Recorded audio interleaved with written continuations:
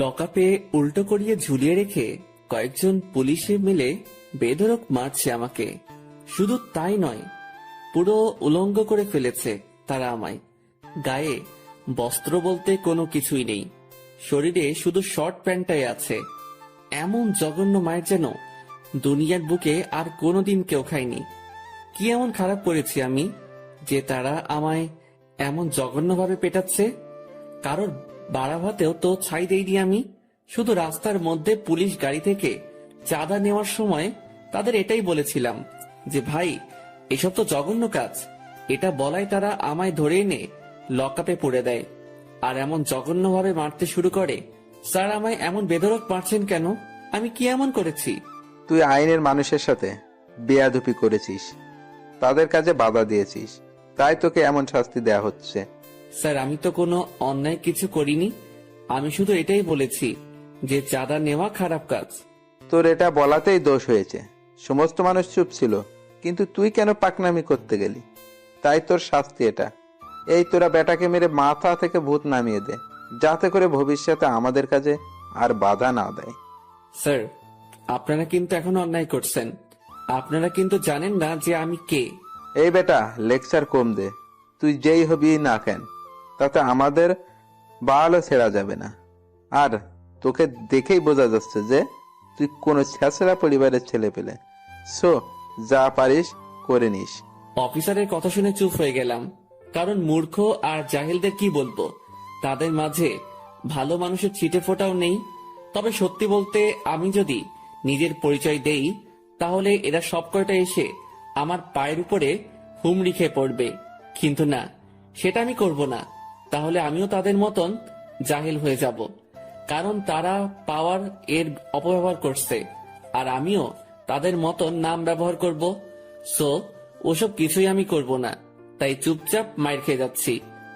সারা রাত তারা আমায় পিটিয়েছে, শরীরের এমন কোনো জায়গা বাদ রাখিনি যে তারা আমায় মারেনি। আমার পুরুষত্বের মধ্যে পর্যন্ত তারা আমায় আঘাত করেছে, আর সহ্য করতে না পেরে মাগো বলে চিৎকার দিয়ে জ্ঞান হারিয়ে ফেললাম। তাও তারা আমায় ছাড়েনি। সকাল পর্যন্ত পিটিয়েছে তারা আমায়। তারপর সকাল হতেই থানার বাহিরে একটা ময়লার স্তূপের মধ্যে তারা আমায় ফেলে দিয়ে আসে। আমি জ্ঞান হারিয়ে সেখানে পড়ে আছি। এদিকে কনকনে ঠান্ডা কুয়াশা গলে পানির মতন চুইয়ে চুইয়ে পড়ছে। আমি যেন শীতে জমে পুরো বরফ হয়ে গেছি। কুয়াশার পানি চোখে মুখে পড়তেই আমার জ্ঞানটা ফিরে এলো। জ্ঞান ফিরতে নিজেকে আবিষ্কার করলাম ময়লার স্তূপের মধ্যে। খুব জঘন্য গন্ধ আসছিল ময়লার স্তূপ থেকে। গন্ধটা নাকে আসতেই পেটের ভিতরটা বলকাতে শুরু করলো। এখনই যেন বমি করে দিব, কিন্তু আফসোস, বমি করতে গিয়েও গলা দিয়ে কিছু বের হচ্ছে না, কারণ কাল থেকে পেটে কোনো দানা পানি পড়েনি। কোনো মতে সেখান থেকে উঠে বাসার দিকে রওনা হলাম। শরীরের সমস্ত অঙ্গ প্রত্যঙ্গে জখম হয়ে আছে, ঠিকঠাক মতন হাঁটতেও পারছিলাম না। তাও খুঁড়িয়ে খুঁড়িয়ে বাসায় চলে গেলাম। বাসায় পৌঁছে এই শীতের মধ্যে আবার গোসল করলাম, কারণ একটু পর আমার কলেজে যেতে হবে। গতকালে অ্যাডমিশন নিয়েছি নতুন কলেজে, বাট শহরে এসেছি আজ 2 দিন হবে। এসেই এক ফ্রেন্ডের মাধ্যমে বাসা ঠিক করে সেখানে উঠেছি। তারপর গোসল করে হালকা কিছু নাস্তা পানি করে একটা ব্যথার ওষুধ খেয়ে নিলাম। তারপর কলেজের উদ্দেশ্যে রওনা হলাম। শরীরটা যেন চলতেই চাইছে না। রাস্তা দিয়ে হাঁটার সময় মাতালের মতন রাস্তার এপাশ ওপাশ চক্কর খাচ্ছিলাম। সুস্থ স্বাভাবিক মানুষের মতন হাঁটতে পারছিলাম না। তাও কোনোভাবে কলেজে পৌঁছে গেলাম। কলেজে পৌঁছে সোজা ঢুকে গেলাম কলেজের ভিতরে। ঠিক তখনই কেউ একজন পেছন থেকে শার্টের কলার ধরে সজোরে এক টান মারল। একে তো শরীরটা দুর্বল, তার উপরে কেউ আবার নিজের শরীরের জোর খাটিয়েছে আমার উপরে। নিজেকে আর সামনে রাখতে পারলাম না, ধ্রাম করে গিয়ে মাটির উপরে আছড়ে পড়লাম। আমি মানুষটার দিকে হা করে তাকিয়ে আছি। এই বেটা, এভাবে তাকিয়ে আছিস কেন? হ্যাঁ, মানুষজন কি তোর চোখে লাগে না? ভাই, আমি কি করেছি? তুই যে কলেজে এসে সোজা ঢুকে গেলি, পিছন থেকে যে মায়া তোকে ডাক দিয়েছে সেই দিকে কি তোর কোনো খেয়াল নেই? ভাই, আমি শুনতে পাইনি। তাই আমিও তোকে সিস্টেম দিয়েছি। হয়েছে, যা এবার মায়ের কাছে যা, সে তোকে ডাকছে, কি বলে গিয়ে শুনে আয়। ছেলেটা একটা মেয়ের দিকে আঙুল ইশারা করে দেখিয়ে দিল। সেখানে অনেক কয়টা মেয়ে দাঁড়িয়ে আছে। আমি আর কথা না বাড়িয়ে মাটি থেকে উঠে মেয়েটার দিকে চলে গেলাম। আমি জানি মেয়েগুলো আমায় কেন ডেকেছে। মেয়েগুলোর সামনে গিয়ে চুপচাপ দাঁড়িয়ে আছি। তখনই একটা মেয়ে উচ্চ আওয়াজে বলে উঠল, আই ছোট লোকের বাচ্চা, তোকে যে ডাক দিয়েছি সেটা কি তোর কানে যায়নি? আমি ডাকার পরও কি করে তুই চলে গেলি? মেয়েটার কথা শুনে বুঝতে বাকি নাই যে এটাই মায়া। মাশাআল্লাহ, দেখতে তো বেশ সুন্দর, কিন্তু মুখের ব্যবহার একদম নাউজুবিল্লাহ, যা কোনোভাবেই খাওয়া যায় না। কি রে বেয়াদব, কথা কানে যাচ্ছে না তোর? সরি, বলুন কি জন্য ডেকেছেন আমায়? বাপ রে, বেটা তো দেখি গালিগালাজ করছে। না, তোকে সাইজ করতে হবে। একে তো ডাক দেওয়ার পরেও ঘাট তারামুখ করে চলে গেছিস, দ্বিতীয়ত এখন কথা বলছি আর তুই অন্য মনস্ক হয়ে আছিস। প্লিজ আমায় কিছু করিয়েন না, আমি খুব অসুস্থ। না বললে তো হচ্ছে না, তোকে তো শাস্তি পেতেই হবে। প্লিজ, আমি আপনার কাছে হাত জোর করছি। না, তোর কোনো কথাই আমি শুনছি না। ওই যে দেখছিস মেয়েটাকে, সোজা গিয়ে তাকে জড়িয়ে ধরে চুমু খাবি, তাহলেই তুই ক্ষমা পাবি। প্লিজ আমায় রেহাই দিন। তোকে কিন্তু মেরে আদমরা করে ফেলবো বলে দিলাম। সোজা যেটা বলছি গিয়ে সেটা কর। কি আর করা, অপারগ হয়ে মায়ার কথা শুনতে হলো। একটা মেয়েকে আঙুল দিয়ে দেখিয়ে দিয়েছে, সোজা গিয়ে তাকে জড়িয়ে ধরলাম। তারপর যখনই চুমু খেতে যাব, তখনই হুট করে সেই মেয়েটা সোজা আমায় পিছন ঘুরে লাথি মেরে দিল। লাথিটা এমন জায়গায় মেরেছে যে পুরো দম বের হয়ে যাচ্ছে আমার। এই ছোট লোকের বাচ্চা, তোর কত বড় সাহস যে তুই আমায় জড়িয়ে ধরিস? এই, তোরা কে কোথায় আছিস? মেয়েটার চিৎকার শুনে মায়া আর তার সাথে মেয়েগুলো দৌড়ে আসলো। এই রিমা, কি হয়েছে রে? আরে মায়া, বলিস না, এই জানোয়ার বাচ্চা হুট করে কোথা থেকে এসে আমার সাথে অসভ্যতাম শুরু করেছে। আই ছেলে, তোর সাহস তো কম না, তুই আমার বান্ধবীর সাথে অসভ্যতাম করিস। আপনি তো বললেন ওনাকে জড়িয়ে ধরে চুমু খেতে। কি? আমি তোকে কখন বলেছি? একটু আগে না বললেন যে ওনাকে জড়িয়ে ধরে চুমু খেতে? আপনার সাথে যারা আছে তাদেরকে জিজ্ঞেস করুন। এই, আমি কখন বলেছি রে বেটাকে যে রিমিকে গিয়ে চুমু খেতে? না, তুই তো বলিসনি। বেটা এনা গিয়ে নিজে নিজে এমন অসভ্যতম করেছে। কি রে, সবাই কি বলছে শোন। রিমি, আমি তাকে এসব বাজে কথা কখনোই বলিনি। না, ব্যাটাকে সাইজ করতে হবে। ধর তোরা ব্যাটাকে। রিমার কথা শুনে মায়া আর তার সাথে কয়েকজন আমাকে ঝাপটে ধরে ফেললো। তারপর কলেজের একটা ফাঁকা রুমে নিয়ে গিয়ে ইচ্ছে মতন মারতে শুরু করলো। আমি অসহায়ের মতন মার খেয়ে যাচ্ছি, কথা বলার মতন শক্তি হারিয়ে ফেলেছি আমি। খোদার দুনিয়ায় মানুষগুলো যে এতটা নিষ্ঠুর তা এদেরকে না দেখলে কোনো দিনও জানতে পেতাম না। মেয়েগুলো মিলে আমায় ইচ্ছে মতন মেরেছে, তারপর সেখানে ফেলে রেখে দিয়ে চলে যায়। আমি মার খেয়ে সেখানেই পড়ে আছি, চোখ জোড়া দিয়ে টপ টপ করে পানি পড়ছে। আমি যেন আর আমার মধ্যে নেই। শরীরের যন্ত্রণা এতটা বিভৎসভাবে হচ্ছে যে তা বলে বোঝাতে পারবো না। হঠাৎ এই পাশ দিয়ে একটা ছেলে যাচ্ছিল, সে আমায় দেখতে পেয়ে দৌড়ে আসে। ভাই, আপনার কি হয়েছে? আর কে করেছে আপনার এই অবস্থা? মায়া নামের একটা মেয়ে আমায় মেরেছে। ভাই, ওই অহংকারী মেয়ের কথা যে কি আর বলবো। বাপের ক্ষমতা আছে দেখে যার তার উপর এসে ক্ষমতা প্রয়োগ করে। ভাই, আমাকে একটু পানি খাওয়ান, আমার খুব পানির তৃষ্ণা পেয়েছে। আচ্ছা দাঁড়ান, আমার ব্যাগে পানি আছে। সে ব্যাগ থেকে পানি বের করে দিল। আমি সেটা মিনিটের মধ্যে শেষ করে দিলাম। তারপর সেখানে বসে আছি, সে আমায় ধরে বসিয়েছে। ভাই, আপনাকে দেখে নতুন মনে হচ্ছে। হ্যাঁ, আমি নতুন এসেছি এই কলেজে ট্রান্সফার হয়ে। কিসে পড়েন আপনি? অনার্স দ্বিতীয় বর্ষে।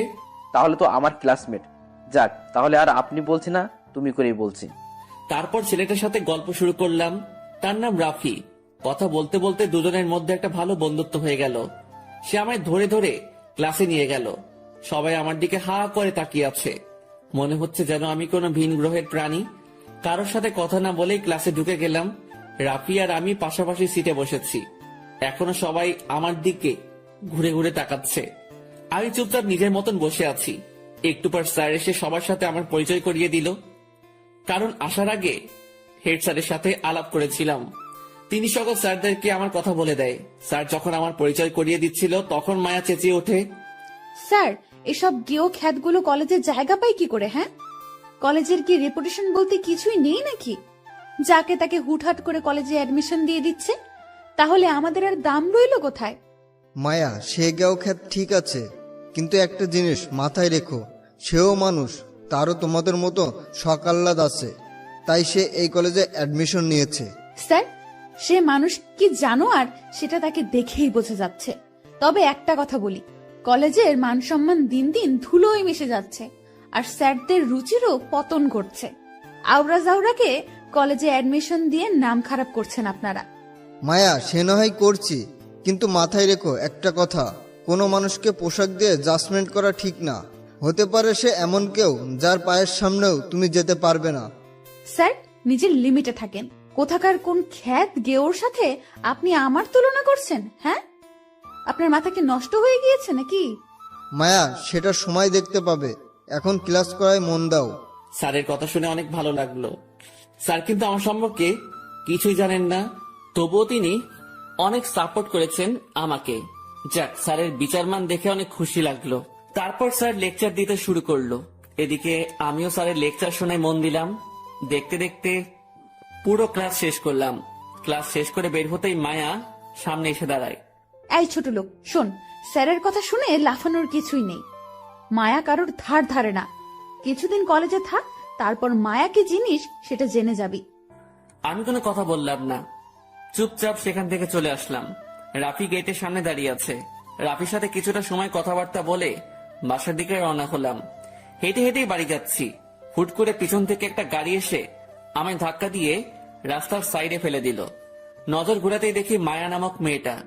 ছোট লোক, দেখ কত দামি গাড়ি করে চলাফেরা করি আমি, আর তুই হেঁটে হেঁটে বাড়ি যাচ্ছিস। তোর অকাত এতটুকুই?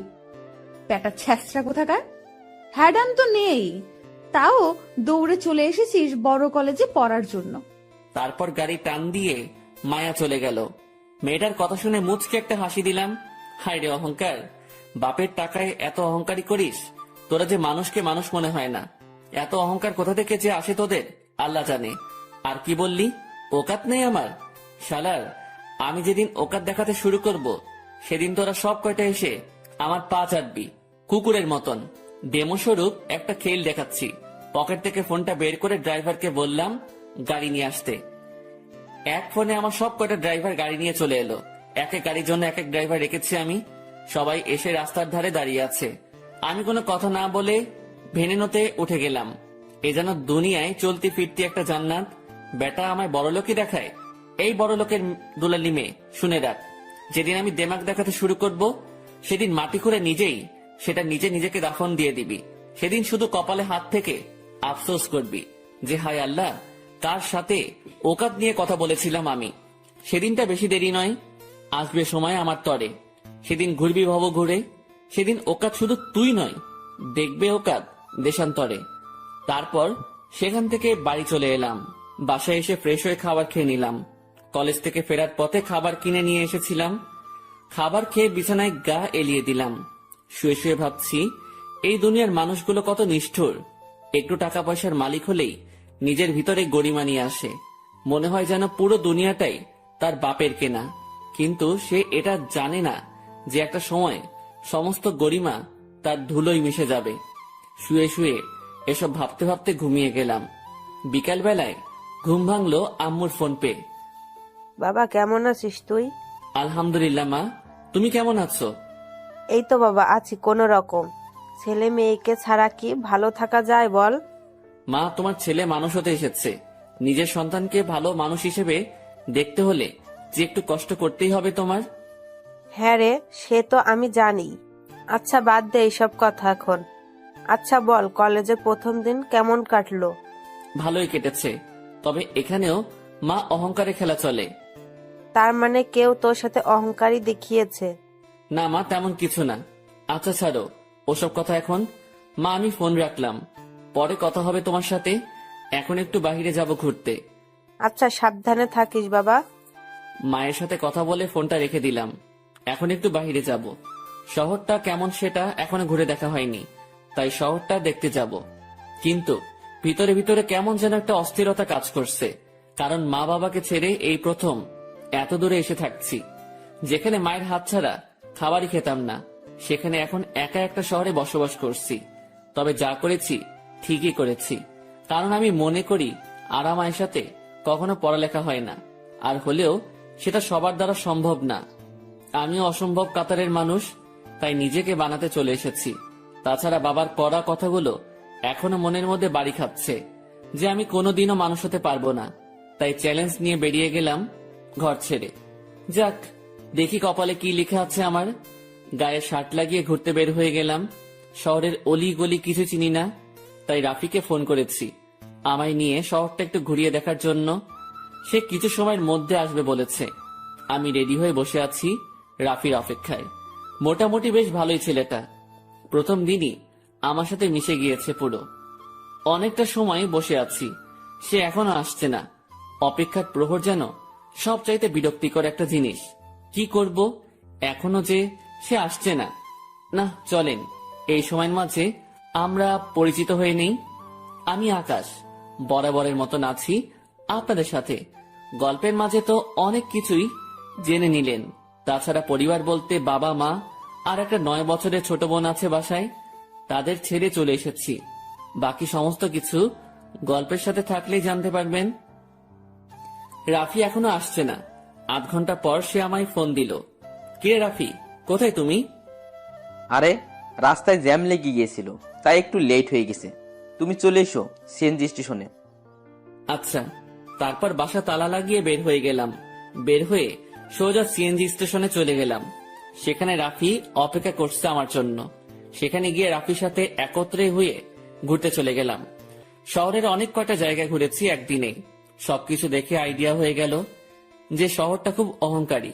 এই শহরে বাঁচতে হলে টাকা প্লাস পাওয়ার চাই। তবে আমার এসবে কোনো ইন্টারেস্ট নেই। আমি আমার মতোই সময় পার করে দিব কোনোভাবে। অনেকটা সময় ঘোরাঘুরি করলাম রাফির সাথে। তারপর রাতে খাবার খেয়ে বাসায় চলে আসলাম। শরীরটা পুরো ক্লান্ত হয়ে আছে। একদিকে ঘোরাঘুরি, অন্যদিকে মায়া আর পুলিশের মাইর, সবকিছু যেন একসাথে এফেক্ট করছে। রাতের বেলায় ভয়ানক একটা জ্বর চলে আসলো। সারা শরীর ছেড়ে দিয়েছে আমার। কি করব বুঝে উঠতে পারছি না। আশেপাশে কেউ নেই যে ডাক দিয়ে বলবো আমায় একটু ওষুধ এনে দিতে। সেইভাবেই ঘুমিয়ে পড়লাম। সকালবেলায় ঘুম থেকে উঠে দেখি এখনো সারা শরীরে জ্বর, তবে রাতের তুলনায় একটু কম। এদিকে কলেজের সময় হয়ে এসেছে। তাড়াতাড়ি ফ্রেশ হয়ে কিছু খেয়ে দিয়ে কলেজের উদ্দেশ্যে রওনা হলাম। ইচ্ছে করছিল আজ কলেজে না যেতে, কিন্তু আমি তো যাবই। কারণ এমন জ্বর টরকে পাত্তা দিলে আমার আর মানুষ হওয়া হবে না। আর সংগ্রাম করতে যেহেতু নেমেই পড়েছি, সেখানে এমন টুকিটাকি বাধা আসবেই। সেসব গায়ে মাখলে কোনোদিন আর সাফল্য হাসিল করতে হবে না আমার। কলেজে পৌঁছে গিয়েছি। কলেজের গেট দিয়ে ঢুকবো, তখনই দেখি মায়া কলেজের গেটে দাঁড়িয়ে আছে। আমি তার দিকে না তাকিয়ে সোজা ভিতরে ঢুকে যেতে ধরলাম, কিন্তু সেটা তার সহ্য হলো না। সে আমায় ল্যাং মেরে মাটিতে ফেলে দিল। তাও কিছু বললাম না। মাটি থেকে উঠে সোজা হাঁটা ধরলাম। মায়া তখনই পেছন থেকে ডাক দিল, এই ছোট লোক, তোকে আমি ল্যাং মেরে ফেলে দিলাম, কিন্তু তুই কিছু বললি না যে? আমি আর কি বলবো?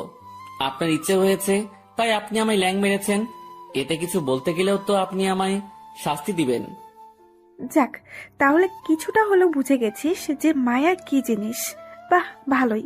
চুপচাপ দাঁড়িয়ে আছি, কথার কোনো উত্তরই দিলাম না। আচ্ছা শোন, তোকে একটা কথা জিজ্ঞেস করার ছিল।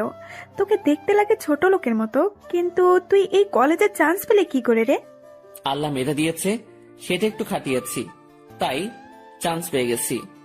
বাহ, কথা তো অনেক বড় বড় বলিস। কিন্তু শোন, কখনো আমার সাথে টক্কর দিতে আসিস না, তাহলে কিন্তু কুকুরের মতো মরবি। না, দিব না।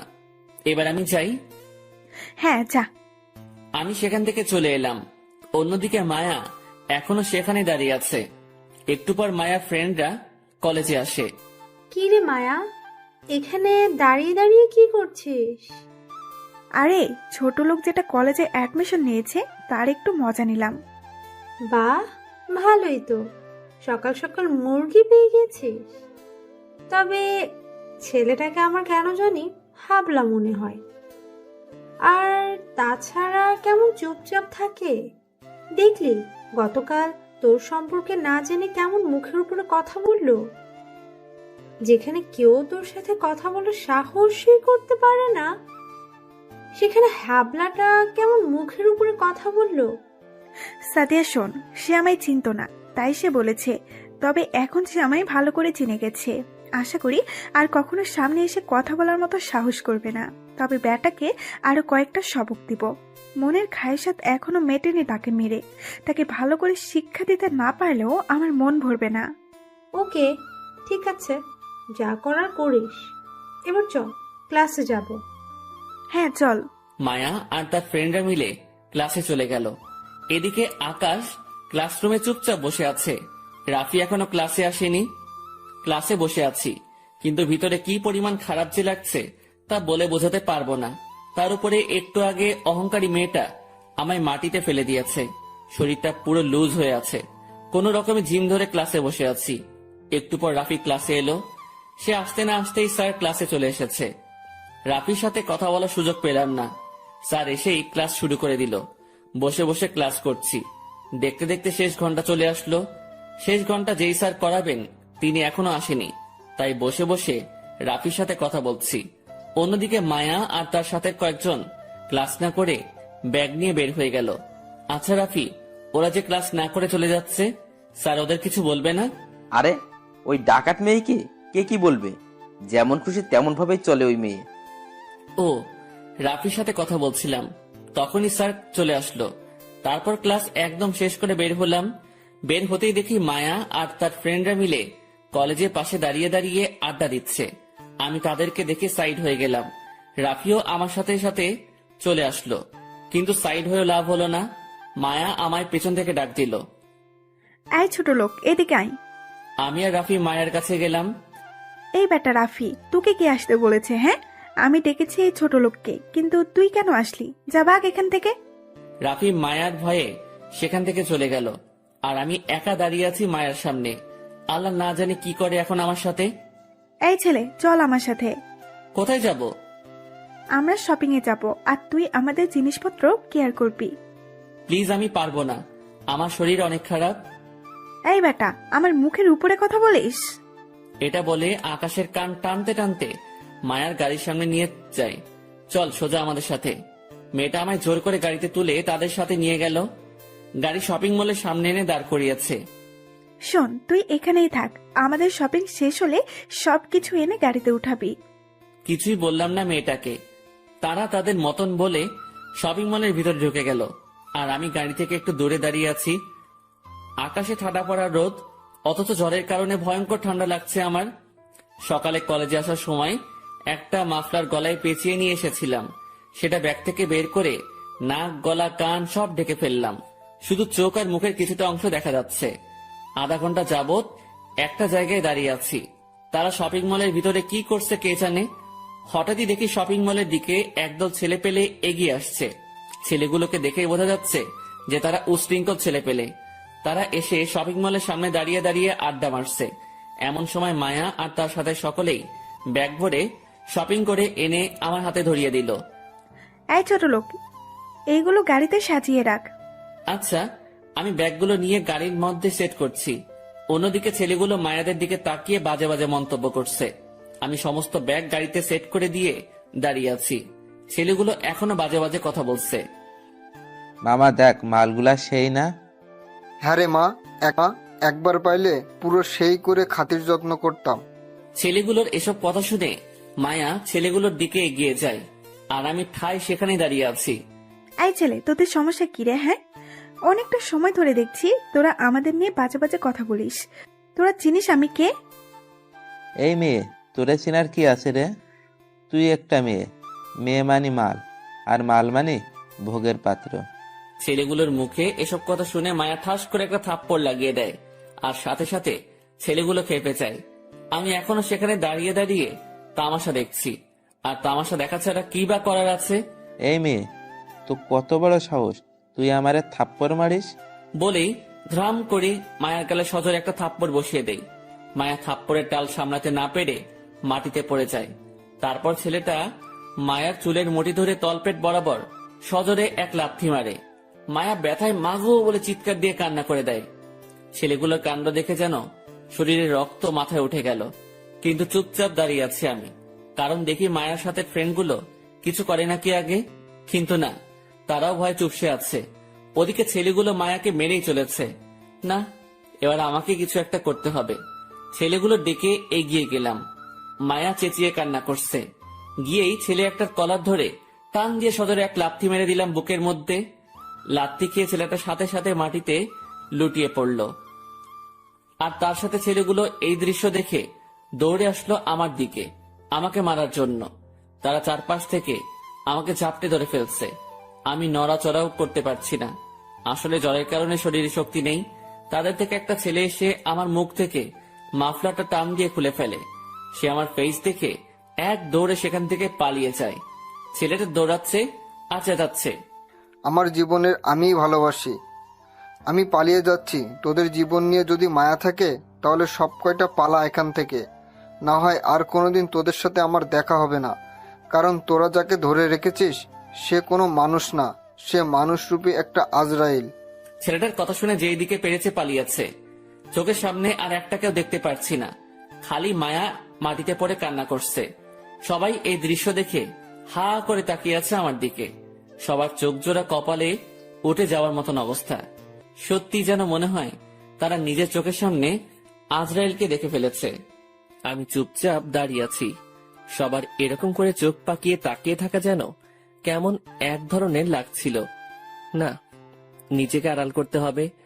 কোনো কিছু না ভেবে মায়ার হাত আলতোভাবে ধরে মাটি থেকে উঠালাম তাকে। কিন্তু সে আমায় অবাক করে দিল। সে খপ করে আমায় জড়িয়ে ধরে কান্না করতে শুরু করলো। সবাই যেন এই দৃশ্য দেখে পুরো অবাক। সকলেই আমাদের দিকে এগিয়ে আসে। মায়া, তুই ঠিক আছিস তো? মায়ার কোনো উত্তর নেই। সে আমাকে জড়িয়ে ধরে কেঁদেই চলেছে। এই মায়া, কথা বলছিস না কেন তুই? হ্যাঁ, আমার কোনো কথা বলতে ইচ্ছে করছে না। তোরা প্লিজ কিছুটা সময় আমাকে ওর কাছে থাকতে দে। মায়া, কি সব বলছিস তুই? হ্যাঁ, আমি যা বলেছি কানে শুনেছিস তো তোরা? তারপরেও কেন খামোখা প্রশ্ন করছিস? কেউ আর কোনো কথা বলল না। সবাই মায়ার কথা শুনে চুপ হয়ে গেল। এদিকে আমার ভিতরে অস্থির লাগছে বিশাল রকমের, তাও চুপচাপ দাঁড়িয়ে আছি। একটু পর মায়া আমায় ধাক্কা দিয়ে সরিয়ে দিল। আমি ওর কাণ্ড দেখে অবাক চোখে তাকিয়ে আছি তার দিকে। সে নিজেই জড়িয়ে ধরলো, আবার নিজেই ধাক্কা দিয়ে সরিয়ে দিল। আল্লাহ, না জানি কি করে এখন আবার আমার সাথে। এই বেয়াদব ছেলে, তোর তো জ্বরে গা পুড়ে যাচ্ছে। তুই এত জ্বর নিয়ে দাঁড়িয়ে আছিস কি করে? হ্যাঁ, আমি তো আগেই বলেছিলাম যে আমার শরীর খারাপ, কিন্তু তাও আপনি আমার কান টেনে এখানে নিয়ে এসেছেন। তাই বলে কি তুই চুপচাপ থাকবি? হ্যাঁ, একবার মুখ ফুটে তো বলতে পারতিস যে তোর জ্বর উঠেছে, তাহলে তো তোর উপরে আর জোর খাটাতাম না। ও মা, মেয়েটার কথা বলার ধরন পুরো পরিবর্তন হয়ে গেল কি করে? যেই মেয়ে আমাকে ইচ্ছে মতন মেরেছে সেই মেয়ে এখন নরম ভাষায় কথা বলছে। কিরে, কথা বলছিস না কেন? আসলে এমনিতেই বলিনি। আচ্ছা থাক, হয়েছে যা হবার। এবার চল তুই আমার সাথে, তোকে ডক্টরের কাছে নিয়ে যাব। মায়ার কথা শুনে তার ফ্রেন্ড একজন বলে ওঠে, এই ছেলে, তোর শরীরে কি জ্বর অনেক বেশি? দেখি তো একটু। বলেই আকাশের কপালে হাত দেয়, কিন্তু মায়া ঝাটকি দিয়ে মেয়েটার হাত সরিয়ে দেয়। আই, তোরা কেউ ওকে স্পর্শ করবি না, ওকে শুধু আমি স্পর্শ করব। ছেলেগুলো যখন আমায় মারছিল তখন সে এসে আমায় বাঁচিয়েছে। আমি মাটিতে পড়ে কান্না করছিলাম, সে এসে আমার হাত ধরে উঠিয়েছে। তোরা তখনও ঠাই দাঁড়িয়েছিলি। সো এই ছেলেকে তোরা কেউ স্পর্শ করতে পারবি না। ওকে স্পর্শ করলে একমাত্র আমি করব। মায়া, তুই এই ছোট লোক ছেলের জন্য আমাদের সাথে এমন ব্যবহার করবি? তাহিয়া, মুখ সামলে কথা বল। সে হতে পারে ছোট লোক, কিন্তু সে মনের দিক দিয়ে অনেক বড়। সো ওকে নিয়ে আর একটা বাজে কথা বললেও তোদের খবর করে ছেড়ে দেব আমি। মায়া, এতটা পাল্টে গেলি কি করে মুহূর্তের মাঝে? তাহিয়া প্লিজ যা তো, আমার এখন কোনো ধরনের বকবক করতেই ভালো লাগছে না। প্লিজ তোরা সবাই আমার গাড়ি করে বাসায় চলে যা, আমি ওকে নিয়ে হসপিটালে যাব। ওকে, ঠিক আছে, আমরা চলে যাচ্ছি। এদিকে আমি তো পুরো টাসকি মায়ার কথা শুনে। সেই মেয়েটির মধ্যেই কেমন পাল্টে গেল। মায়ার ফ্রেন্ডরা সবাই গাড়ি নিয়ে বাসায় চলে গেছে। এদিকে মায়া আমার জন্য রিক্সা দাঁড় করিয়েছে। তারপর আমায় ধরে রিক্সায় উঠাই। আঙ্কেল, হসপিটাল নিয়ে চলেন। আচ্ছা মামনি। আমি চুপচাপ বসে আছি রিক্সার মধ্যে। শরীর গিরগির করে কাঁপছে আমার। পাশ থেকে মায়া হয়তো সেটা লক্ষ্য করেছে। সে একদম আমার শরীরের কাছে চলে আসলো। পুরো গায়ে গায়ে ঘেঁষে বসেছে সে আমার। আমার শরীরের কম্পন যেন আরো বেড়ে গেল। আমি নিজেকে আর সামনে রাখতে পারছিলাম না। মাথাও ঘুরতে শুরু করেছে আমার। মনে হয় যেন এক্ষুনি মাথা ঘুরে রিক্সা থেকে পড়ে যাব। চোখ মুখ বন্ধ হয়ে আসছিল আমার, একদম পুরোপুরি নিস্তেজ হয়ে আসছে শরীর। না, আমার আর টিকে থাকা সম্ভব না। মাথা চক্কর দিয়ে পড়ে যেতে ধরলাম রিক্সা থেকে। ঠিক তখনই মায়া আমায় এক টান দিয়ে নিজের বুকে নিয়ে নিল। এই ছেলে, কিচ্ছু হবে না তোমার। এই তো হসপিটালে চলে এসেছি আমরা। তুমি আর একটু সময় আমার বুকে মাথা রেখে চোখ বুজে থাকো। যদিও সেন্স নেই নিজের মধ্যে, তবে বুঝতে পারছিলাম যে মেয়েটা আমার সাথে এখনো অস্বাভাবিক আচরণ করছে। কিন্তু আমার এখন এসব নিয়ে ভাবার মতন পরিস্থিতি নেই। আমি মেয়েটার বুকে মাথা রেখে হেলান দিয়ে চুপচাপ বসে আছি, আর সে আমায় ধরে রেখেছে 2 হাত দিয়ে। এক হাত দিয়ে আমার শরীর পেঁচিয়ে ধরেছে, আরেক হাত আমার মাথার নিচে আলতো করে দিয়ে রেখেছে। দেখতে দেখতে হসপিটাল পৌঁছে গেলাম। মায়া আমায় ধরে ধরে হসপিটালের ভিতরে নিয়ে গেল। ডক্টর, দেখেন তো ওর কি হয়েছে। ডক্টর আমাকে চেক আপ করে বলল, দেখুন, পেশেন্টের শরীর অনেক দুর্বল, তাছাড়াও জ্বরের মাত্রাটাও অনেক বেশি। পেশেন্টকে তাড়াতাড়ি স্যালাইন দিতে হবে।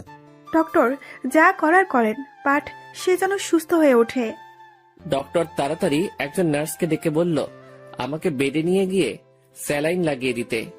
নার্স ডক্টরের কথা মতন আমায় বেডে নিয়ে সে স্যালাইন লাগিয়ে দিল।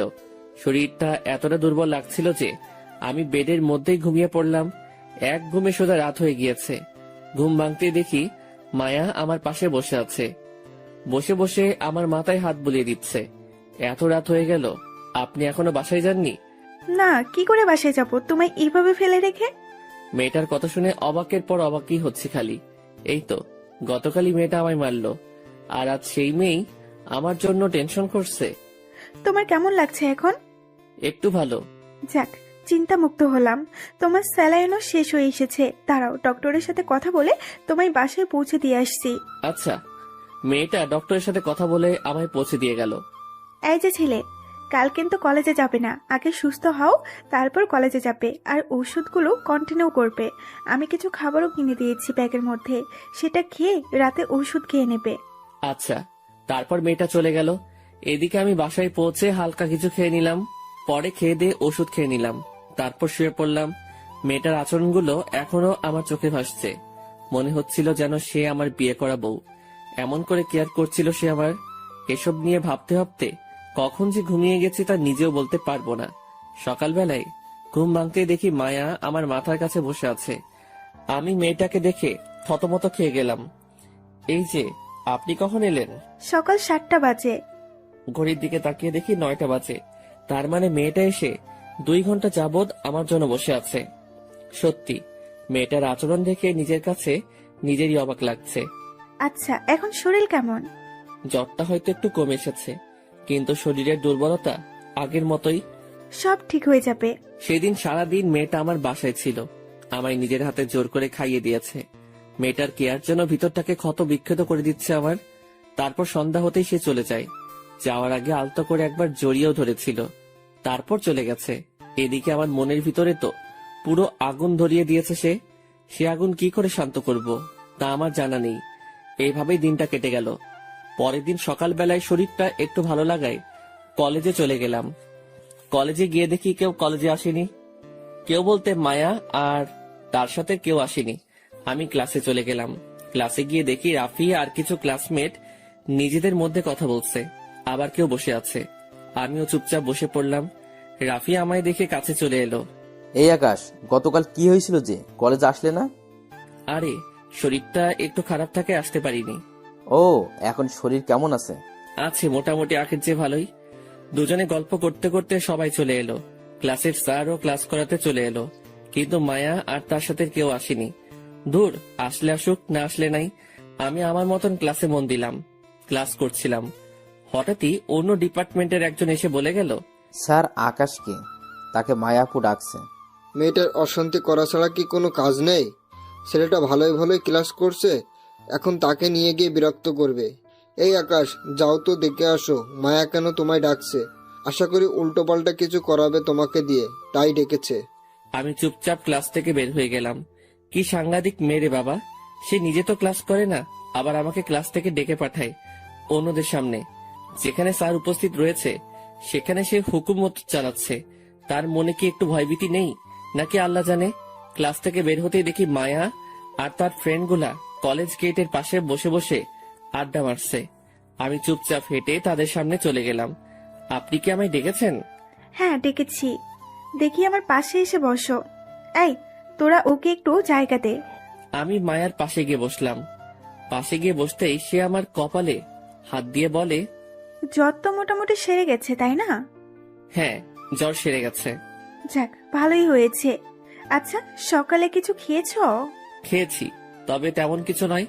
হালকা নাস্তা করে কলেজে চলে এসেছি। এখন যদি তোকে আমি মাইল লাগিয়ে দেই, তোকে বলেছি পেট ভরে খাবার খাবি আর ওষুধগুলো কন্টিনিউ করবি, কিন্তু তোর তো দেখি কথাই কানে যায় না।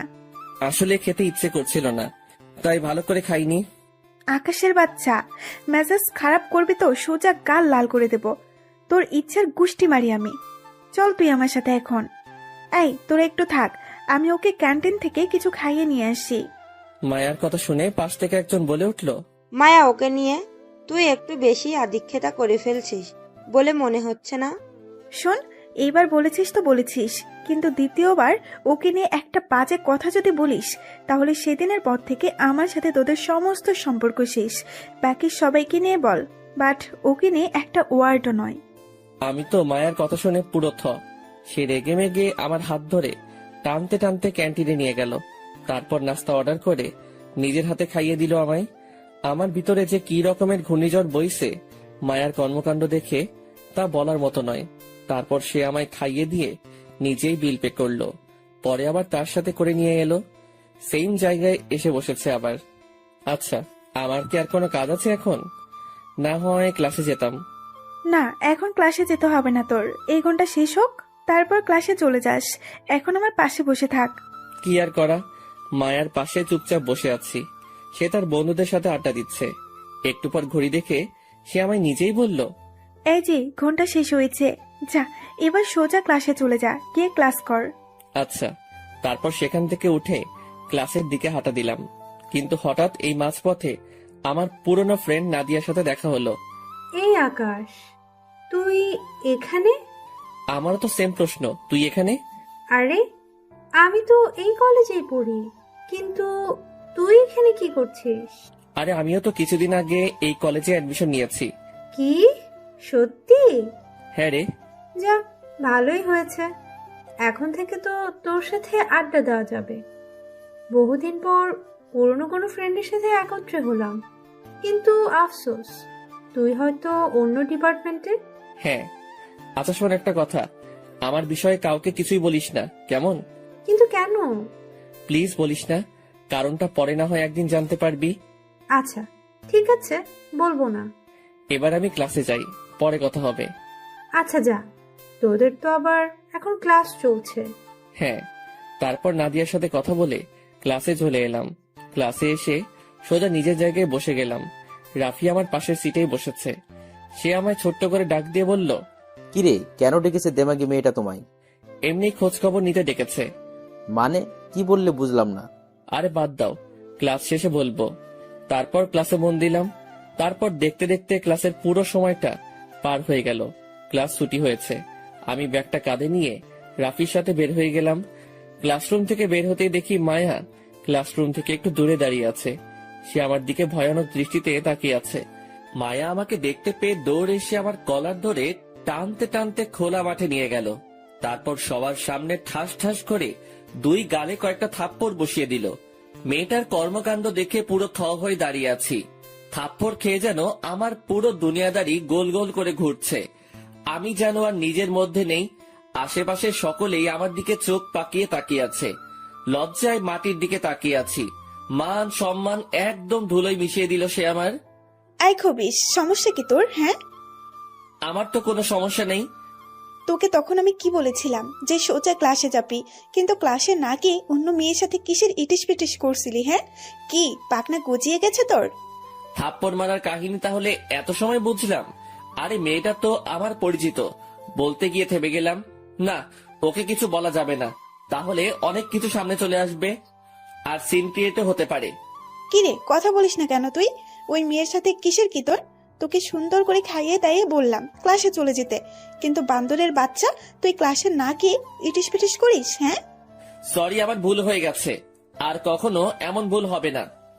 তোর ভুলের গুষ্টি মারি, দাঁড়া তোর ব্যবস্থা করছি, চল তুই আমার সাথে। মায়া আমার কলার ধরে আবার টানতে টানতে একটা নির্জন জায়গায় নিয়ে গেল।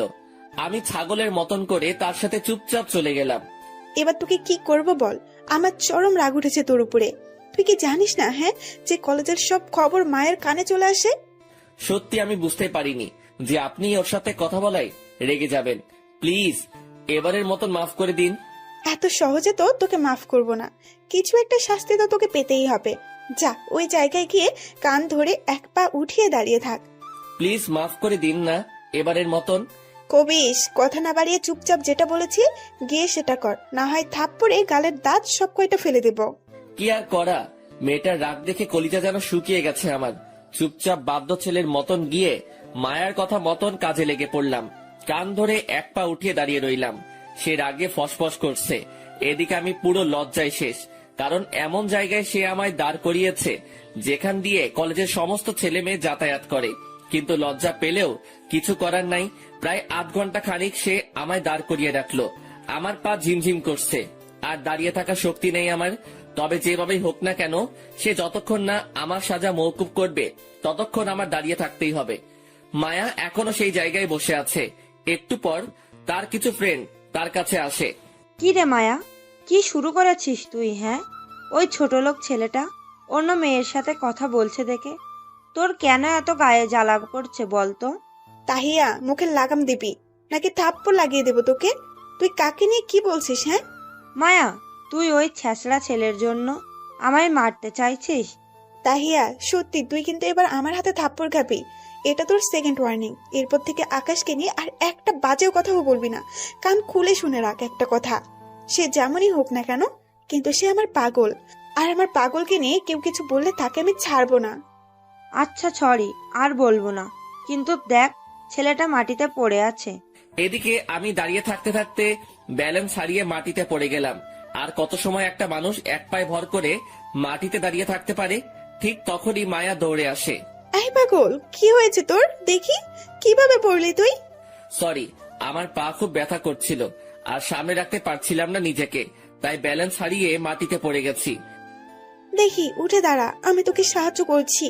মায়া আমার নিজের হাত দিয়ে ধরে উঠালো, কিন্তু দুঃখের বিষয় পা দুইটায় 12টা বেজে গেছে। আবারও ধ্রাম করে মাটির উপরে পড়ে গেলাম। আমার এই অবস্থা দেখে মায়াও মাটিতে বসে গেল। ও আল্লাহ, আর পারছি না। এই পাগল, তুই কেন অমনটা করতে গেলি বলতো? তুই অমনটা করে আমার রাগ উঠিয়ে দিলি, পরিশেষে এখন তোর এই কষ্ট হচ্ছে। সত্যি আমি ভুল করে ফেলেছি, আর কখনো করব না। আর কখনো করলে কিন্তু একদম জানে মেরে ফেলবো। আসো দেখি, কাছে আসো। বলে এক টান দিয়ে আকাশকে তার কাছে নিয়ে গেল। তারপর জড়িয়ে ধরে পাগলের মতন চুমু খেতে শুরু করলো। মেয়েটার কাণ্ড দেখে পুরো থ হয়ে আছি। কি করছে কি মেয়েটা? সে আমায় সবার সামনে জড়িয়ে ধরে চুমু খাচ্ছে। শোন, তুই আমার পাগল, অন্য কোনো মেয়ের দিকে যেন তোর নজর না যায়। আর শাস্তি দেওয়ার জন্য সরি, খুব কষ্ট হয়েছে তোর, তাই না? এই যে আমি হাতল করে দিলাম, দেখবি সব কষ্ট দূর হয়ে যাবে। মেয়েটার কথা শুনে ভিতরে যেন প্রবল গতিতে তুফান বইছে। সত্যি কি সে আমাকে ভালোবাসে? তার কথার ইঙ্গিত তো সেরকমটাই করছে। না, একটু শিওর হওয়া দরকার। আচ্ছা, একটা কথা বলি আপনাকে। হ্যাঁ বল। আমি কি আপনার কপালে একটা চুমু খেতে পারি? এই পাগল ছেলে, সেটার জন্য কি আবার অনুমতি লাগবে নাকি? হ্যাঁ, তোর যেখানে ইচ্ছে হয় তুই চুমু খা। এবার পুরো থরথর করে কাঁপতে শুরু করলাম। কিন্তু চুমু তো আমি খাবই, কারণ সে আমার মনে জায়গা করে নিয়েছে। দাঁত মুখ খিচে একটা চুমু বসিয়ে দিলাম মায়ার গালে। সে আমায় আরো শক্ত করে জড়িয়ে ধরলো। মায়ার সাথেই সকলেই তো অবাক। এই তোরা কি খেলার মাঠে এভাবে রোমাঞ্চ করবি? আরে ধুর না, আমার পাগলটা একটু চুমু খেতে চেয়েছে আমায়, তাই একটু চুমু খেতে দিয়েছি। ওর চুমু খাওয়া শেষ হলে চল বাড়ি যাব। হ্যাঁ চল। আর পাগল শোন, সোজা বাসায় চলে যাবি গাড়ি করে, রাস্তায় কোনো এদিক ওইদিক করবি না। আচ্ছা। তারপর মায়া তার বান্ধবীদের সাথে চলে গেল। এদিকে আমি রিক্সা নিয়ে সোজা বাসায়। বাসায় এসে রোজের মতন খেয়ে দিয়ে জম্পেশ একটা ঘুম দিলাম। বিকাল বেলায় ঘুম ভাঙলো ফোনের আওয়াজে। বালিশের পাশ থেকে ফোনটা হাতে নিয়ে দেখি অচেনা একটা নাম্বার। আমি ফোনটা রিসিভ করে সালাম দিলাম। এই আকাশ, কি করছিস তুই? কণ্ঠ শুনে বুঝতে পারলাম মায়া ফোন দিয়েছে। আসলে একটু ঘুমিয়েছিলাম, আপনার ফোন পেয়ে ঘুম ভাঙলো। শোন, তাড়াতাড়ি উঠে ফ্রেশ হয়ে কলেজের সামনে চলে আয়। আমি গাড়ি নিয়ে সেখানে ওয়েট করছি। কোনো কাজ আছে কি? সেটা আসলেই দেখতে পারবি, তুই তাড়াতাড়ি আয়। আচ্ছা, ফোনটা রেখে দিয়ে তাড়াতাড়ি রেডি হয়ে কলেজের সামনে চলে গেলাম। সেখানে গিয়ে দেখি মায়া গাড়ি নিয়ে দাঁড়িয়ে আছে। আয়, গাড়িতে ওঠ। আমি চুপচাপ গাড়িতে উঠে বসলাম। সে আমাকে ড্রাইভ করে নিয়ে গিয়ে শপিং মলের সামনে দাঁড় করালো। চল ভেতরে চল, তোর জন্য কিছু কেনাকাটা করব। আরে আমার কিছু লাগবে না। বেশি বক বক করিস না, সোজা ভেতরে চল। আচ্ছা, কি আর করা, সে আমায় জোর করে শপিং মলে নিয়ে গেল। তারপর অনেক কয়টা শার্ট প্যান্ট কিনে দিল। কেনাকাটা শেষ করে রেস্টুরেন্টেও নিয়ে গেল খাওয়ার জন্য। রাত বাজে 9টা।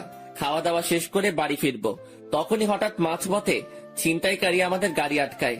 তারা মায়ার কাছ থেকে ব্যাগ কেড়ে নিতে চায়। মায়াও জোরাজোরি শুরু করে, সে কোনো মতেই তার ব্যাগ দিবে না। আমি গাড়ি থেকে নেমে তাদের আটকাতে গেলে পিছন থেকে কেউ একজন আমার পেটে ছুরি মেরে দেয়। তারপর তারা মায়ের ব্যাগ নিয়ে সেখান থেকে পালিয়ে যায়, আর আমি সাথে সাথে মাটিতে লুটে পড়লাম।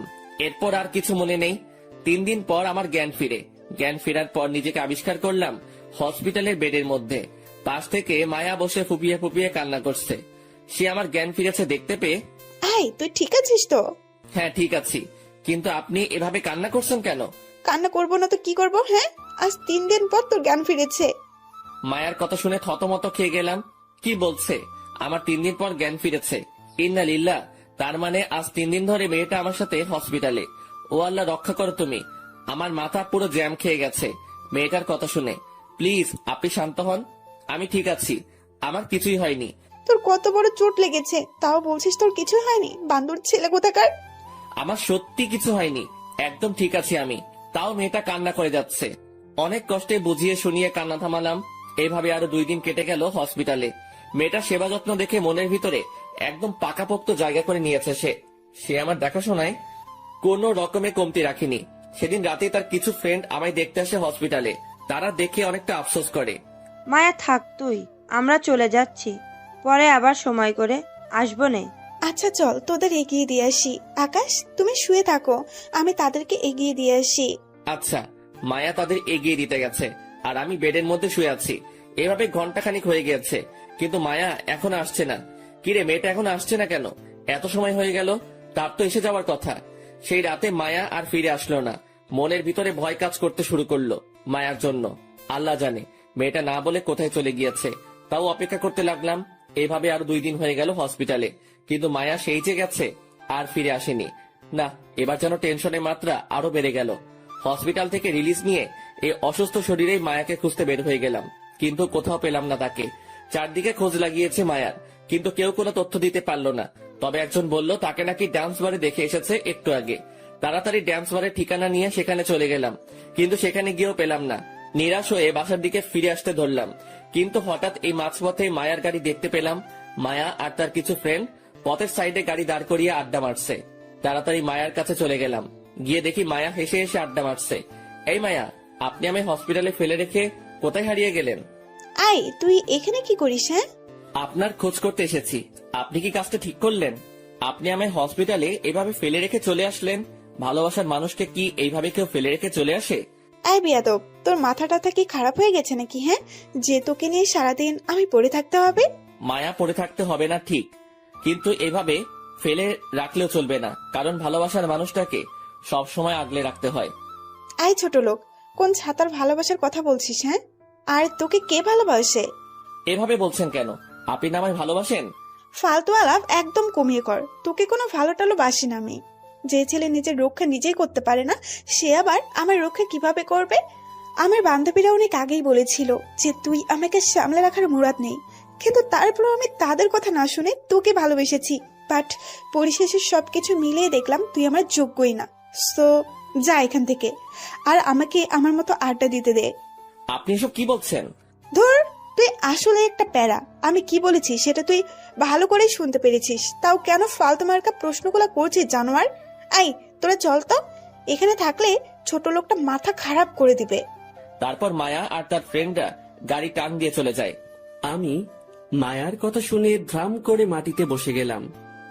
ভালোবাসার মানুষটার কাছে এসব শুনবো তা কখনো আশা করিনি।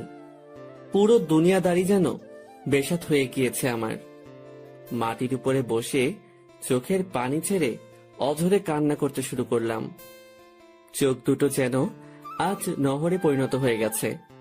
কান্না করতে করতে পুরো অজ্ঞানের মতন হয়ে গেলাম। পেটে বিশাল আকারের পেইন করছে, নিজেকে আর স্থির রাখতে পারলাম না। রাস্তার পাশে পাগলের মতন লুটে পড়লাম। মনে হচ্ছে যেন কোনো এক নৈশাক্ত পাগল নেশা করে রাস্তায় পড়ে আছে। ধীরে ধীরে চোখের পাতা দুটো মিলে গেল, আর আমি হারিয়ে গেলাম অজানা কোনো রাজ্যে। যখন চোখ খুললাম তখন নিজেকে আবিষ্কার করলাম বিছানায় শুয়ে আছি। আশেপাশে অনেক মানুষ গমগম করছে। ভাই, আপনি ঠিক আছেন তো? হঠাৎ কি হয়েছিল যে আপনি পথের মাঝে পড়েছিলেন? পরে আমরা আপনাকে ধরে মামার দোকানে নিয়ে আসলাম। আপনি এখন তার দোকানে শুয়ে আছেন। লোকটার কথা শুনে মায়ার কথা মনে পড়ল। মায়া আমায় ছেড়ে চলে গিয়েছিল। পরে আমি রোডের মাঝেই অজ্ঞান হয়ে পড়ি। কি হলো ভাই, কথা বলছেন না যে? আপনি ঠিক আছেন তো? হ্যাঁ ভাই, আমি ঠিক আছি। আর ধন্যবাদ আমাকে সাহায্য করার জন্য। ধন্যবাদ দেওয়ার কিছুই নেই। আমাদের দায়িত্ব ছিল আপনার পাশে দাঁড়ানো, আর আমরা সেটাই করছি। লোকগুলো সত্যি অনেক ভালো। তাদের সাথে কথাবার্তা বলে সেখান থেকে চলে এলাম। অনেক রাত হয়ে গিয়েছে। এই অসুস্থ শরীর নিয়েই বাসায় ফিরে গেলাম। লোকগুলো আমায় অনেকটা পথ এগিয়ে দিয়ে গেল। আমি বাসায় এসে সেভাবেই শুয়ে পড়লাম। শুয়ে শুয়ে মায়ার কথা ভাবছি। মেয়েটা হুট করে আমার সাথে এমন পোল্টি খেলো কেন? সবকিছু তো ঠিকঠাকই ছিল না। আমার মনে হয় তার বান্ধবীরা কান পরিয়েছে তাকে, তাই সে এমন ধারা আচরণ করছে। না, কালকে যেভাবেই হোক কলেজে গিয়ে মায়ার সাথে কথা বলবো, তারপর সব ঠিক করে নিব আগের মতন। পরের দিন সকালবেলা ঘুম থেকে উঠে ফ্রেশ হয়ে নিলাম, তারপর কলেজে চলে গেলাম। আজ কোনো ব্যাগ ট্যাগ নেইনি, কারণ আজ ক্লাস করব না। মায়ার সাথে কথা বলেই বাড়িতে চলে আসব। কলেজে গিয়ে দেখি মায়া তার বন্ধুদের সাথে আড্ডা দিচ্ছে। আমি তার কাছে এগিয়ে গেলাম। আপনার সাথে আমার একটু কথা ছিল। ছোট লোক, তুই আবার আমার সামনে এসেছিস? তোর কপালে শনি ঘুরাচ্ছে কিন্তু। আপনি এমন করছেন কেন? প্লিজ আমার সাথে ঠিক করে কথা বলেন না। না, তোর মতো ছোট লোকের সাথে কোনো কথাই নেই, আর তাছাড়া তোর কোনো যোগ্যতাই নেই আমার সাথে কথা বলার। সো চললাম আমি এবার। খপ করে মায়ার হাত ধরে ফেললাম। প্লিজ আপনি এমন করিয়েন না। আমি আপনাকে খুব বেশি ভালোবাসি। আমি আপনাকে ছাড়া থাকতে পারবো না। জানোয়ারের বাচ্চা, তোর কত বড় সাহস যে তুই আমার হাত ধরেছিস! কি মনে করেছিস তুই, হ্যাঁ, যে তোর সাথে একটু ভালো করে কথাবার্তা বলেছি দেখে তোকে ভালোবাসি আমি?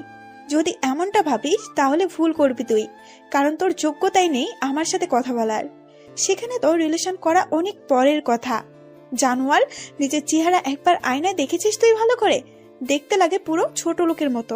মনে হয় যেন জমিন থেকে হাল চাষ করে উঠে এসেছিস, আর তুই চলে এসেছিস আমায় ভালোবাসতে। আমার উপকার করাই একটু ভালো ব্যবহার করেছি দেখে সেটাকে তুই ভালোবাসা মনে করে বসেছিস, হ্যাঁ? আমি জানি আপনি আমায় ভালোবাসেন। কোনো কারণে হয়তো আপনি আমার উপরে রাগ করে এমন ব্যবহার করছেন। প্লিজ এমন করিয়েন না। আসলেই তোর লজ্জা শরম নেই। আশেপাশে সবাই তোর দিকে তাকিয়ে আছে, তাও তুই ভালোবাসা ভালোবাসা করে যাচ্ছিস। দাঁড়া, তোর ভেতর থেকে ভালোবাসার ভূত বের করছি, একটু ওয়েট কর। নিলয়দের ফোন লাগাচ্ছি। মায়া পকেট থেকে ফোনটা বের করে নিলয় না কাকে যেন ফোন দেয়, আর আমি অসহায়ের মতন দাঁড়িয়ে আছি। আয় নিলয়, কোথায় রে তোরা? তাড়াতাড়ি একটু আয় তো কলেজের মাঠে। বদমাইশ একটা অনেক বেড়েছে, তাকে একটু টাইট দিতে হবে। মায়া ফোন করার মিনিট কয়েকের মধ্যেই নিলয় না কে সে চলে আসে, সাথে আরো অনেক ছেলে পেলে। তারা আমায় কলার ধরে টানতে টানতে সেদিনের রুমটাতে নিয়ে যায়, যেখানে মায়া আর তার ফ্রেন্ডরা মিলে আমায় মেরেছিল। সেখানে নিয়ে ইচ্ছে মতন মারতে শুরু করে সবাই মিলে আমায়। তাদের সাথে মিলে মায়াও আমার গায়ে অনেক কয়টা হিট করে। আমি মরার মতন মাটিতে পড়ে পড়ে মার খাচ্ছি, কিন্তু তাদের মনে কোনো মায়া দয়া নেই। তারা আমায় পাষাণের মতন মেরেই চলেছে। এক পর্যায়ে গিয়ে মায়া আমার তলপেট বরাবর সজোরে এক লাথি মারে। সাথে সাথে মাগো বলে চিৎকার করে উঠলাম। আমার দুনিয়াদারি যেন অন্ধকার হয়ে আসছে পুরো। মায়া আমার ক্ষতস্থানটাতেই লাথি মেরেছে, তাও তাদের রেশ মেটেনি, এখনো মারছে তারা আমার। এদিকে আমার তলপেট থেকে ব্লিডিং চালু হয়ে গেছে। অন্যদিকে হঠাৎই মায়ার ফ্রেন্ড তাহিয়া মায়াকে টেনে ধরে। এই মায়া, ওকে আর মারিস না, ছেলেটার পেট থেকে অনেক ব্লিডিং হচ্ছে, প্লিজ ওকে ছেড়ে দে, না হয় মরে যাবে ছেলেটা। না, আজ ওকে জন্মের শিক্ষা দিয়েই ছাড়বো। নিজের লেভেল ছাড়া ভালোবাসতে আসে কেন? কোনো যোগ্যতা তার আছে যে সে আমায় এসে ভালোবাসার কথা বলে? আমার পায়ের সামনেও আসতে পারবে নাকি সে? আমার বাবা কোথায় থানার ওসি, আর সে হচ্ছে কোনো এক ছোট লোক ঘরের সন্তান। সে আসে আমায় ভালোবাসতে। মায়া প্লিজ ছেড়ে দে। আচ্ছা যা, তোর কথাই ছেড়ে দিলাম। আই নিলয়, তোরা চলে যা। আচ্ছা আপু। সবাই আমায় মেরে ধরে চলে গেল, আর আমি চুপচাপ মাটিতে শুয়ে শুয়ে ব্যথায় কাতরাচ্ছি। হায় রে দুনিয়া, যে মেয়েকে একে একে দুইবার বাঁচালাম, সেই মেয়েই আজ আমায় পাষাণের মতন করে পিটিয়ে ফেলে রেখে দিয়ে যায়। তবে সমস্যা নেই, উপরওয়ালার বিচার তিনি ঠিক সময় মতন করে দিবেন। মরার মতন পড়ে আছি ফ্লোরের উপরে। আমার এই খবর শুনতে পেয়ে রাফি দৌড়ে আসে। এই আকাশ, কি হয়েছে তোমার? মায়া মেরেছে। তুমি কেন ওই অহংকারী মেয়ের সাথে চলতে যাও বলো তো? তুমি জানো না যে ওই মেয়ের সাথে শরীর ভরা কারেন্ট আর অহংকার? বাবার একটু ক্ষমতা আছে দেখে সবাইকে সে পশু মনে করে। সে একাই মানুষ আর বাকি সবাই পশু। দেখলে তো তোমার কি হাল করলো। আমি মানুষ চিনতে ভুল করেছি। বাদ দাও এখন ওসব, চলো দেখি তোমায় হসপিটাল নিয়ে যেতে হবে। রাফি আমায় ধরে ধরে হসপিটালে নিয়ে যায়। ডক্টর এসে আমায় চেক আপ করে। ডক্টর তো পুরাই অবাক। আপনার এই জায়গায় আগেই আঘাত পেয়েছেন, তারপরে আবারও কি করে আঘাত পেলেন? ডক্টর, ওর কোনো দোষ নেই, কোনো এক পাষাণ তার সাথে এইরূপ আচরণ করেছে। যে করেছে তার মনে কি একটুও মায়া দেওয়া নেই নাকি?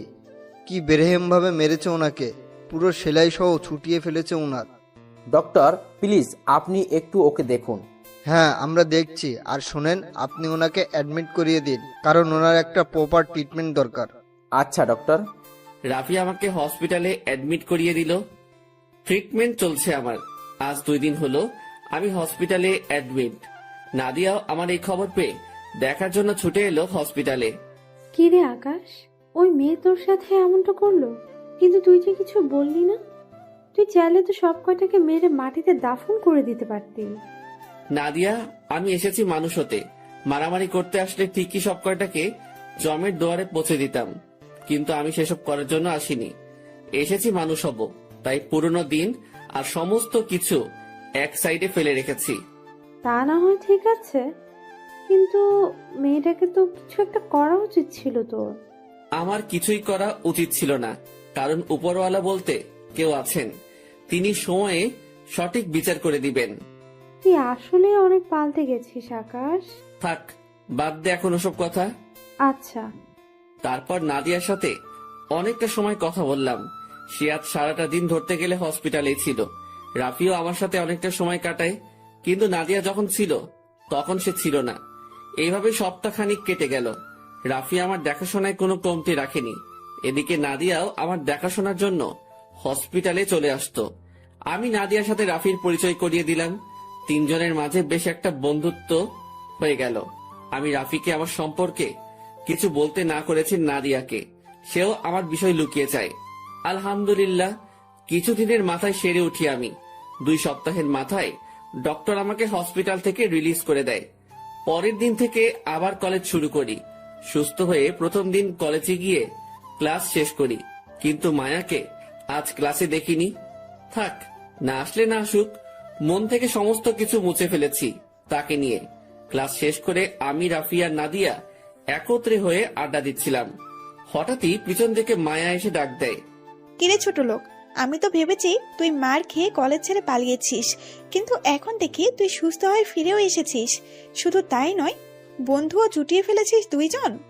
আমি মায়ার কথায় পাত্তা না দিয়ে আমাদের মতন কথা বলতে থাকলাম আমরা। কিরে, কথা কানে যাচ্ছে না তোর আমার কথা? দেখুন, আপনার সাথে আমাদের কোনো কিছুই নেই, সো নিজের মতো থাকবেন আর আমাকে আমাদের মতন থাকতে দিন। বাহ, মুখে বুলি ফুটেছে দেখি তোর। না, আবার মার খাওয়ার ইচ্ছে হয়েছে? ধমকিগুলো অন্য কোথাও গিয়ে দিন। এখন আর আপনার ধমকি আমার উপরে কাজে আসবে না। সো চলে যান এখান থেকে। না, তোকে দেখছি আবার গেলাতে হবে। দাঁড়া, আবার তোকে টাইট দেওয়ার ব্যবস্থা করছি। সে ফোন করে সেদিনের ছেলেগুলোকে আবার ডেকে আনে। তখনই নাদিয়া তাদের সামনে রুখে দাঁড়ায়। আকাশের গায়ে যদি আর একটা টোকাও লাগে তাহলে কিন্তু সব কয়টার অবস্থা আমি খারাপ করে দিব। মাথায় রেখো, আমার বাবারও কিন্তু ক্ষমতা কম নেই। সব কয়টার পিঠের ছাল আমি তুলে দিব।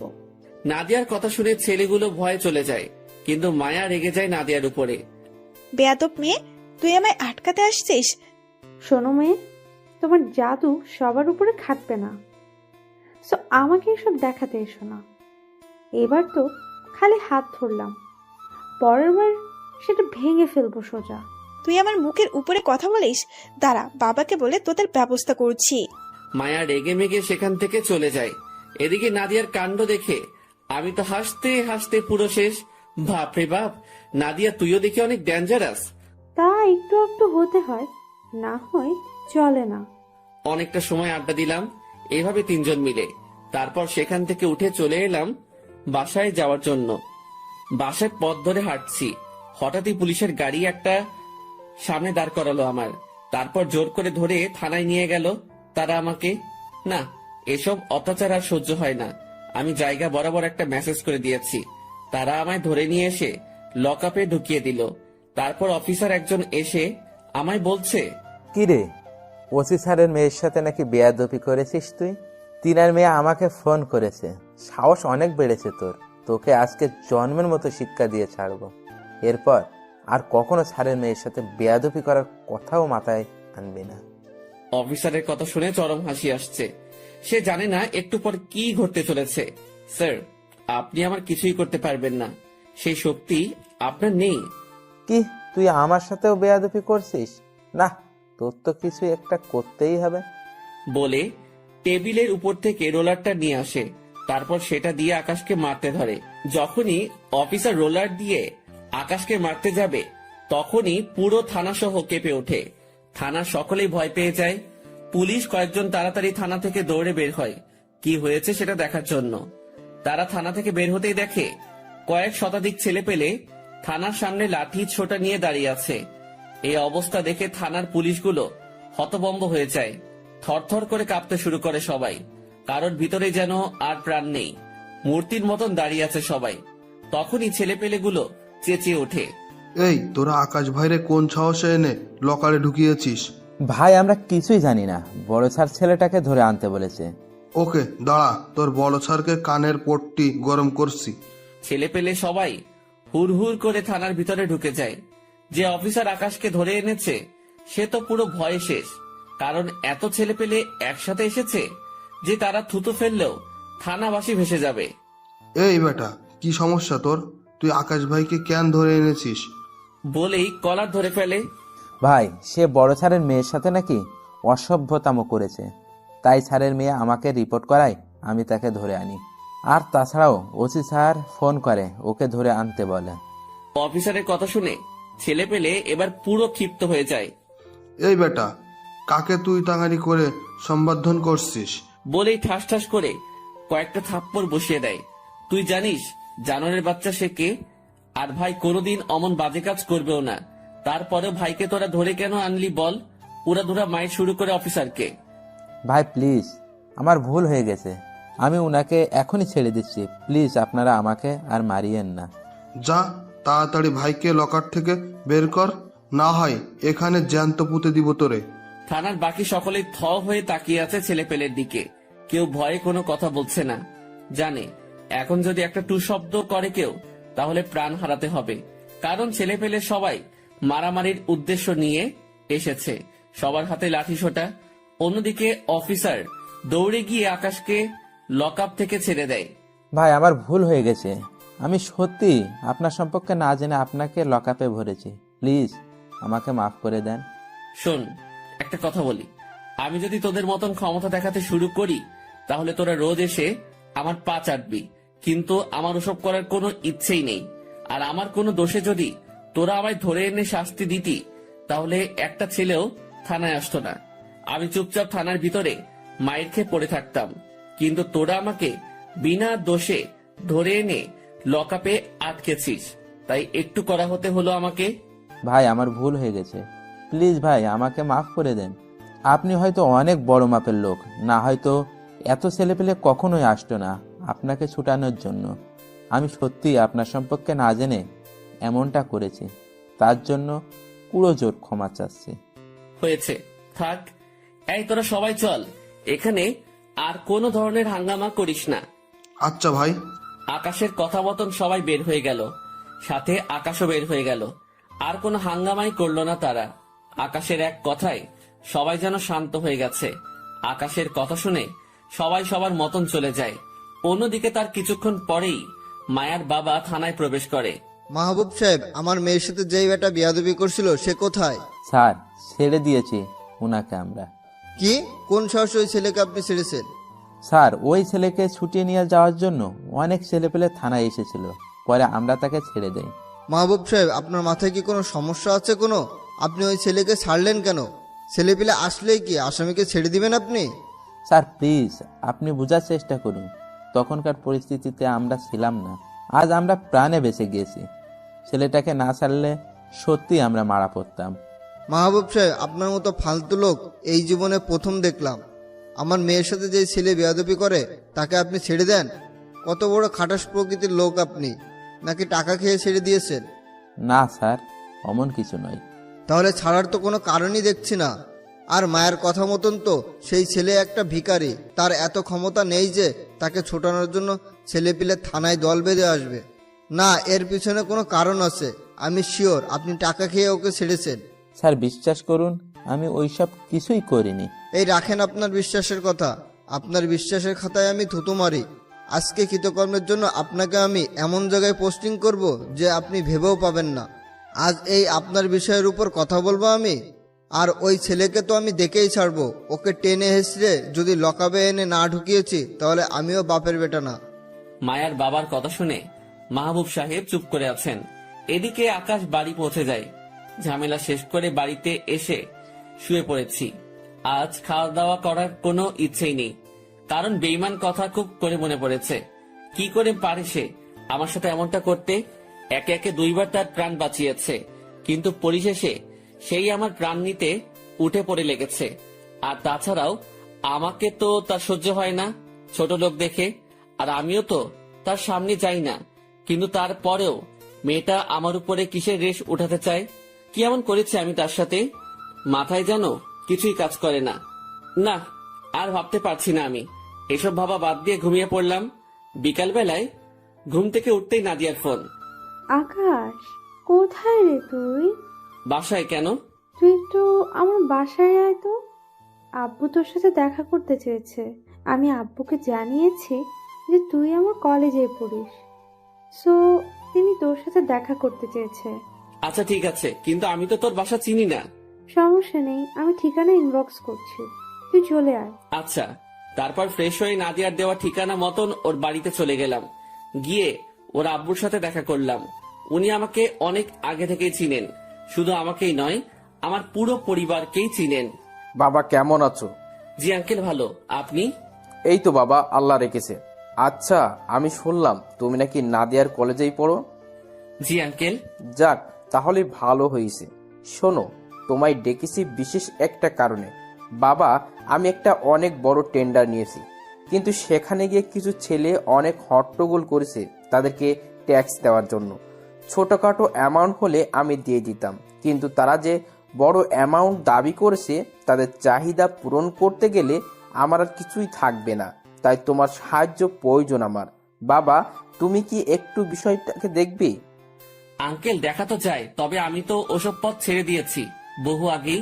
বাবা প্লিজ না করো না, তুমি ছাড়া আমার সাহায্য করার মতো কেউ নেই। আচ্ছা ঠিক আছে, আমি দেখব। আপনি নিশ্চিন্তে থাকুন। ধন্যবাদ বাবা। আর আমি তোমার বাবার সাথে একটু কথা বলবো নাদিয়াকে নিয়ে। আমি চাই আমার মেয়েটাকে তোমার হাতে তুলে দিতে। নাদিয়ার বাবার কথা শুনে গলা পুরোপুরি শুকিয়ে গেছে আমার। আমার পাশেই নাদিয়া বসা ছিল। সেও হা করে তাকিয়ে আছে তার বাবার দিকে। বাবা, তুমি এসব কি বলছো? নিজের কানে তো শুনেছিস যে কি বলছি। আঙ্কেল প্লিজ, ওসব করতে যাবেন না। আমি বিয়ে শাদী নিয়ে একদম ভাবিনি এখনো। আর তাছাড়া নাদিয়াকে কি করে বিয়ে, সে আমার বহু আগের ফ্রেন্ড। তাকে আমি কখনো ফ্রেন্ড ছাড়া অন্য কিছু ভাবতে পারবো না। আকাশের কথা শুনে নাদিয়ার বাবা চোখ মুখ কালো করে ফেলে। আচ্ছা ঠিক আছে, সমস্যা নেই, তোমার মতের ওপরও আমি কোনো কিছুই বলবো না। ধন্যবাদ আঙ্কেল। আর একটা রিকোয়েস্ট, আমার বাবার কানে যেন না যায় যে আমি কোথায় আছি আর কোথায় পড়াশোনা করি। আচ্ছা ঠিক আছে। নাদিয়ার বাবার সাথে আরো কিছুক্ষণ কথা বলে বাসায় চলে এলাম। দিনটা এভাবেই কেটে গেল। সকালবেলায় ঘুম থেকে উঠে কলেজে চলে গেলাম। কলেজে আসার পর নাদিয়া আর আমি একই সাথে এসেছি। সে আসার আগে আমায় ফোন দিয়ে 3 রাস্তার মোড়ে দাঁড়াতে বলে। তারপর দুজন একসাথে আসি কলেজে। কলেজে এসে দুজন আলাদা হয়ে যায়, কারণ তার একটা এক্সট্রা ক্লাস আছে। সে চলে যায় ক্লাস করতে। এদিকে আমি ক্লাসরুমের পাশে একটা ফাঁকা জায়গা আছে, সেখানে বসে আছি। ক্লাস শুরু হতে আরো বেশ সময় বাকি, কিন্তু হুট করেই মায়া কোথা থেকে যেন আমার সামনে আসে। কিরে ছোট লোক, তুই থানা থেকে ছাড়া পেলি কি করে? আমার তো কোনো দোষই নেই, তাই থানা ওয়ালারা আমায় ছেড়ে দিয়েছে। তোর দোষ নেই কি আছে সেটা তুই পরে টের পাবি। আর আমি শুনেছি তোকে নাকি ছেলে পেলে গিয়ে ছুটিয়ে এনেছে থানা থেকে। কিসের এত ছেলে পেলে তোর? আমার তো মনে হয় ওইসব ছেলে পেলে তোর সাথে এই বস্তিতেই থাকে। শোন, ওইসব বস্তির ছেলে পেলে তোকে আমার বাবার হাত থেকে বাঁচাতে পারবে না। তুই অপেক্ষা কর খালি। আজ বাবা তোকে এসে সকলের সামনে ঘাত ধরে টেনে হিস্ট্রে নিয়ে গিয়ে লকাপে ঢুকাবে। আচ্ছা ঠিক আছে, আমিও তিনার জন্য অপেক্ষা করব। তারপর মায়া মুখ বাঁকিয়ে চলে গেল। আমি চুপচাপ সেখানে বসে আছি। একটু পর ক্লাসের ঘন্টা দিল, আর সাথে সাথে দৌড়ে ক্লাসে চলে গেলাম। রাফি আজ দেরি করে এসেছে, তাই আমার পাশে সিট পাইনি। একটু দূরেই বসেছে সে আমার। এদিকে স্যার ক্লাস করাচ্ছে, আমি স্যারের লেকচার মন লাগিয়ে শুনছি। ঠিক তখনই হুট করে কয়েকজন পুলিশ ক্লাসরুমের মধ্যে ঢুকে পড়ে। তারপর তারা আমাকে টানতে টানতে ক্লাসরুম থেকে বাইরে নিয়ে যায়। পুরো ক্লাসে একটা হট্টগোলের রোল পড়ে যায়। স্যার ক্লাস করানো অফ করে দেয়। সবাই পুলিশগুলোর দিকে তাকিয়ে আছে। এদিকে আমাকে বাহিরে নিয়ে যেতে দেখলাম একটা পুলিশের গাড়ি দাঁড় করানো। মায়া, এই ছেলেটা নাকি? হ্যাঁ বাবা, এই ছেলেটা। মায়ের কথা শুনে বুঝতে বাকি রইল না যে তার সাথে দাঁড়িয়ে থাকা লোকটা তার বাবা। আমার দোষটা কি? তুই আমার মেয়ের সাথে বেয়াদবি করেছিস, আমার মেয়ের উপরে নাকি কথা বলেছিস, সেটাই তোর দোষ। স্যার বেয়াদবি তো আমি করিনি, তবে মুখের উপরে কথা বলেছি। কিন্তু এটার জন্য যে জেল হাজত হয় তা জানা ছিল না। বেয়াদব ছেলে, তুই তো দেখি মুখের উপরে কথা বলিস। ঠাস করে একটা থাপ্পড় লাগিয়ে দেয় আকাশের গালে। এই বেটাকে ধরে নিয়ে গাড়িতে ঢোকা, বেটাকে আজকে অনেক কিছু বোঝানোর আছে। মায়ার বাবার কথা মতন পুলিশের গুলা আমায় ধরে নিয়ে গাড়িতে বসালো। আমি মনে মনে বলছি, এ থাপ্পড় তোর জন্য কাল জম হয়ে দাঁড়াবে। এ কথা বলতে না বলতেই এমপি গাড়ি হাজির। এমপি সাহেবের গাড়ি থেকে নেমে মায়ের বাবার কলা ধরে ফেললো। এই চামচার বাচ্চা, তোর কত বড় সাহস যে তুই এই ছেলের গায়ে হাত দিয়েছিস? স্যার, সে আমার মেয়ের সাথে বেয়াদবি করেছে। তোর বেয়াদবির গুষ্টি মারি। পা থেকে জুতা খুলে মায়ের বাবার মুখে ঠাস ঠাস করে অনেকটা বাড়ি লাগিয়ে দেয়। এমপির কাণ্ড থেকে সবাই হা করে তাকিয়ে আছে টিনার দিকে। সবকিছু যেন মাথার উপর দিয়ে গেল সবার। সামান্য একটা ছেলেকে আটক করার কারণে এমপি এসে পুলিশ অফিসারকে জুতা দিয়ে মারছে। এ যেন এক ভয়ঙ্কর ব্যাপার ঘটে গেল। এমপি পুরো রেগে মেগে আগুন। এই জানোয়ার, তোদের কথা কি কানে যায়নি? তোরা ওকে এখনো কোন সাহসে গাড়িতে উঠিয়ে রেখেছিস? ওসির মতন জুতোর বাড়ি খেতে না চাইলে নামা তাড়াতাড়ি ওকে গাড়ি থেকে। এমপির কথা শুনে পুলিশগুলো তাড়াতাড়ি আকাশকে গাড়ি থেকে নামিয়ে দিল। গাড়ি থেকে নামানোর সাথে সাথেই এমপি দৌড়ে এসে আকাশের হাত চেপে ধরে। ভাই, ওসির ভুল হয়ে গেছে, প্লিজ ওসিকে মাফ করে দেন। ওর হয়ে আমি ক্ষমা চাচ্ছি আপনার কাছে। ক্ষমা টমা আমি বুঝি না, আর আমি এসব হাঙ্গামাটাতেও নেই। সো তাড়াতাড়ি সবাই এখান থেকে গাড়ি গোল করে পালান। আমি 1 থেকে 3 গুণার আগে যেন পুরো কলেজ ফাঁকা হয়ে যায়। আকাশ 1 থেকে 3 গুণার আগেই এমপি আর ওসি দুটোই সেখান থেকে হাওয়া হয়ে যায়। এবার যেন সবাই বিস্ময় খেয়ে যায়। কে এই ছেলে যার কথায় এমপি পর্যন্ত জায়গা ত্যাগ করলো? পাশেই মায়া দাঁড়িয়েছিল।